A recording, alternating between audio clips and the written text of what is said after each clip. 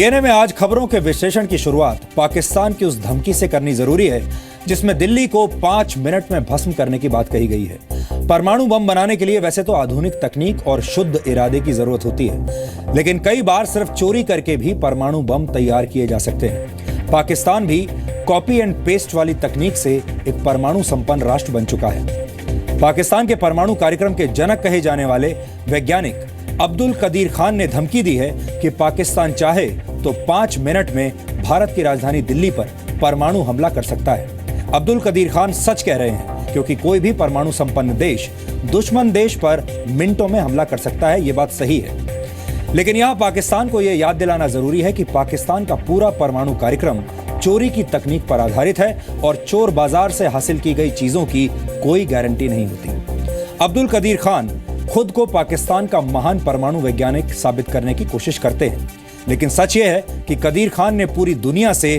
तकनीक चुरा चुरा कर पाकिस्तान को परमाणु संपन्न देश बनाया है। पाकिस्तान किस तरह चोरी की तकनीक के आधार पर भारत को धमकी दे रहा है, ये जानकर आज आपको बहुत हैरानी होगी। आज हम आपको ऐसी जानकारियां देंगे जो आपको इससे पहले कभी किसी ने नहीं दी होगी। अब्दुल कदीर खान 1975 तक नीदरलैंड्स की एक परमाणु लैब में बतौर वैज्ञानिक काम करते थे, लेकिन यह किसी को नहीं पता था कि वो पाकिस्तान की खुफिया एजेंसी आईएसआई के एक जासूस हैं। अब्दुल कदीर खान ने यूरेनको नाम की परमाणु लैब में काम करते हुए परमाणु बम में इस्तेमाल होने वाले सबसे अहम पुर्जे का डिजाइन चुरा लिया और इस पुर्जे को सेंट्रीफ्यूज कहते हैं। परमाणु हथियार बनाने का डिजाइन चोरी करने के बाद अब्दुल कदीर खान बीमारी का बहाना बनाकर दिसंबर 1975 में नीदरलैंड से पाकिस्तान भाग गए। 1976 में पाकिस्तान के प्रधानमंत्री जुल्फिकार अली भुट्टो ने खान को टॉप सीक्रेट रिसर्च फैसिलिटी के लिए एक अलग जगह तलाशने के लिए कहा। पाकिस्तान ने अपने परमाणु कार्यक्रम का कोड नेम प्रोजेक्ट 706 रखा था। कदीर खान ने पाकिस्तान के कहूटा नाम की जगह को अपना बेस बनाया और अपने नेटवर्क की मदद से परमाणु बम बनाने का सामान जुटाने लगे। इसके लिए कदीर खान ने विदेशों से स्मगलिंग भी की। 1980 में नीदरलैंड्स की जांच एजेंसी को यह पता चल गया कि कदीर खान ने नीदरलैंड्स की लैब से परमाणु बम बनाने का डिजाइन चोरी किया है। इसके बाद अब्दुल कदीर खान पर 2 सेंट्रीफ्यूज के डिजाइन चुराने का आरोप लगा। नीदरलैंड्स में काम करते हुए उस समय अब्दुल कदीर खान ने उन लोगों की लिस्ट भी चुरा ली थी जो ब्लैक मार्केट में परमाणु बम से जुड़ा सामान बेचते थे। 1983 में अब्दुल कदीर खान को परमाणु बम बनाने की तकनीक चोरी करने के इल्जाम में 4 साल की सजा भी हुई, लेकिन सबूतों की कमी की वजह से अब्दुल कदीर खान को बाद में बरी कर दिया गया। 1995 में एजेंट करीम के नाम से अब्दुल कदीर खान ने चीन के कई चक्कर लगाए और वहां से परमाणु हथियारों का डिजाइन हासिल कर लिया।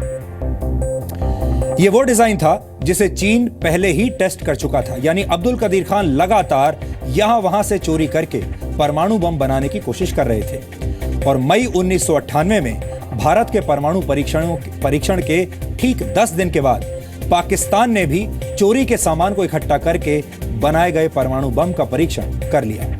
1998 के बाद अब्दुल कदीर खान ने नीदरलैंड से चुराई गई तकनीक को नॉर्थ कोरिया, लीबिया और इराक जैसे देशों को भी बेचना शुरू कर दिया।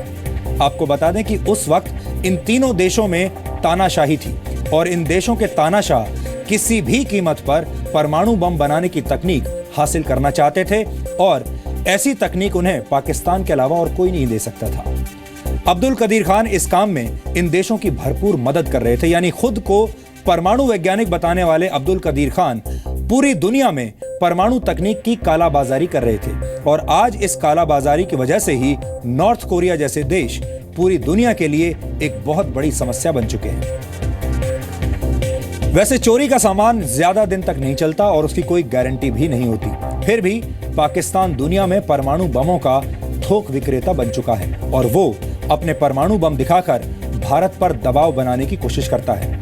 लेकिन आज हम पाकिस्तान के न्यूक्लियर व्यापार का पर्दाफाश करके उसे करारा जवाब देंगे। ये एक ऐसा डीएनए टेस्ट है जिसे देखकर आपको अंदाजा हो जाएगा कि पूरे एशिया में परमाणु हथियारों का प्रदूषण फैलाने का काम पाकिस्तान अकेले ही कर रहा है। अगर मैं एनरिचमेंट नहीं करता और वेपन नहीं बनाता, कश्मीर हाथ से चला गया तो शायद लाहौर भी चला गया होता।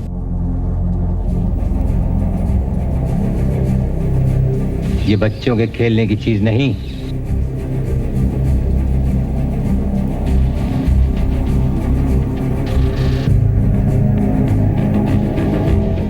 ये एटम बम है जिनका आजकल पाकिस्तान में थोक के भाव उत्पादन हो रहा है।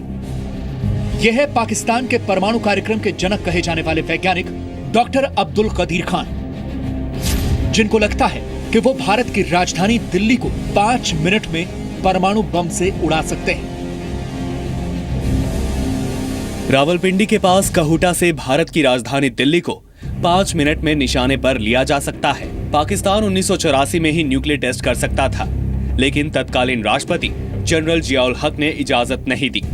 सरकार की मंजूरी नहीं मिलने की वजह से परमाणु परीक्षण को टालना पड़ा था। अब्दुल कदीर खान खुद को महान वैज्ञानिक साबित करने की कोशिश में लगे रहते हैं, लेकिन सच यह है कि जब 18 मई 1974 को भारत ने पहली बार परमाणु बम का परीक्षण किया, तब अब्दुल कदीर खान नेदरलैंड्स के एक परमाणु लैब से परमाणु बम बनाने के नुस्खे चुरा रहे थे।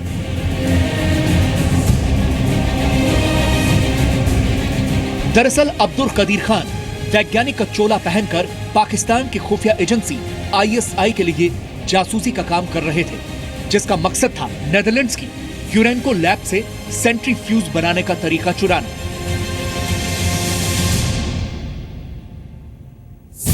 उन्नीस 1975 में क्रिसमस के दिन येलो फीवर का बहाना बनाकर अब्दुल कदीर खान पाकिस्तान भाग आए, लेकिन तब तक उनके हाथ वो तकनीक लग चुकी थी जिसने पाकिस्तान को परमाणु बम का थोक उत्पादन करने वाला देश बना दिया। आज तक पाकिस्तान में कोई ऐसा शख्स नहीं है जिसको ये शक हो कि ये काम मैंने नहीं किया, वो फॉरेनर्स हों या लोकल हों। और सबको पता है, हुकूमत को भी पता है कि अगर मैं एनरिचमेंट नहीं करता और वेपन नहीं बनाता तो ये कोई भी क़यामत तक भी नहीं बना सकते थे। अभी तक ये वही बैलगाड़ी चला रहे होते, कश्मीर हाथ से चला गया तो शायद लाहौर भी चला गया होता। वैसे चोर की एक आदत होती है कि वो चोरी का माल बहुत दिनों तक अपने पास नहीं रख पाता। अब्दुल कदीर खान को भी ये आदत लग चुकी थी। पाकिस्तान को एटम बम की लत लगाने वाले अब्दुल कदीर खान ने परमाणु बमों के स्मगलिंग भी शुरू कर दी। अब्दुल कदीर खान और उनके नेटवर्क ने लीबिया, नॉर्थ कोरिया और ईरान जैसे देशों को भी परमाणु बम बनाने की तकनीक चोरी छुपे बेच डाली। The investigation has established that many of the reported activities did occur and that these were inevitably initiated at my behest. In my interviews with the concerned government officials, I was confronted with the evidence and the findings, and I have voluntarily admitted that much of it is true and accurate. इतना ही नहीं, al Qaeda और Islamic state जैसे आतंकी संगठन भी कदीर खान के जरिए परमाणु बम बनाने की तकनीक हासिल करने की कोशिश करते रहे हैं। यानी आप अब्दुल कदीर खान को परमाणु बम की चोर बाजारी करने वाला सबसे बड़ा वैज्ञानिक भी कह सकते हैं। अनफॉर्चुनेटली ये ऐसी एक स्टोरी है कि एक आदमी, एक शख्स है जो पाकिस्तान का हीरो, मेरा भी हीरो था, ठीक है, लेकिन उसके बाद जो किया उन्होंने पाकिस्तान को बहुत नुकसान पहुंचाया।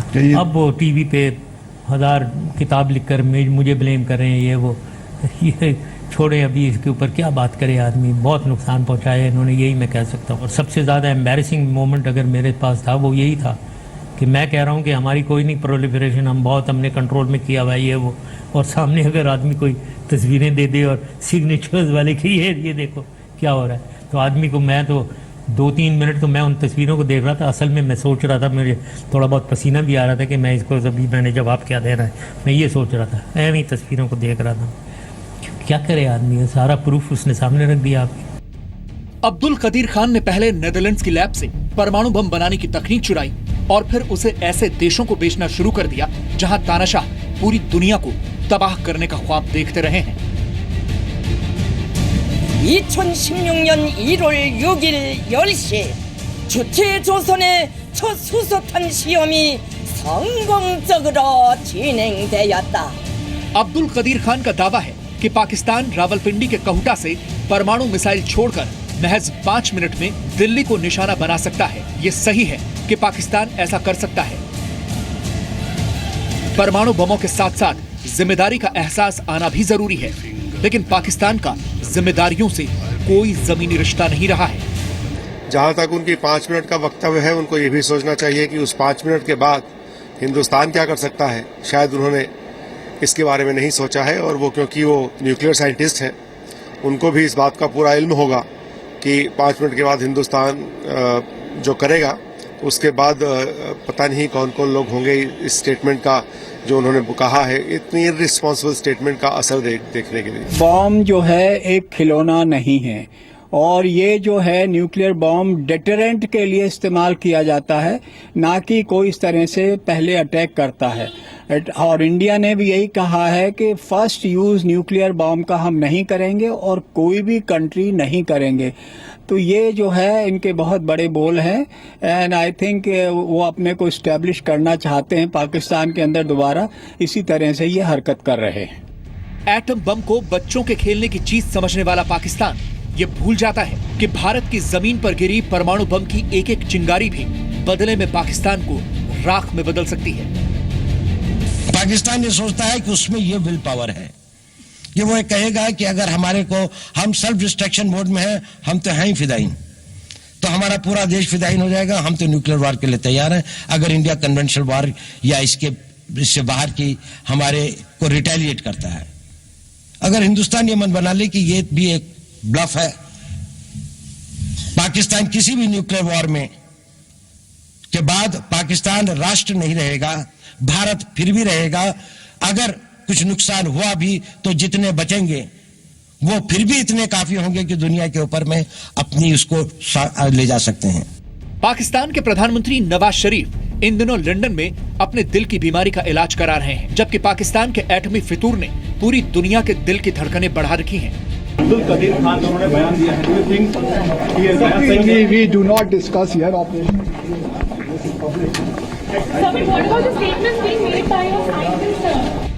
दुनिया भारत को एनएसजी यानी न्यूक्लियर सप्लायर्स ग्रुप का सदस्य बनाना चाहती है, जबकि पाकिस्तान को नसीहत दी जा रही है कि वो पहले एटम बम से खेलना छोड़ दें।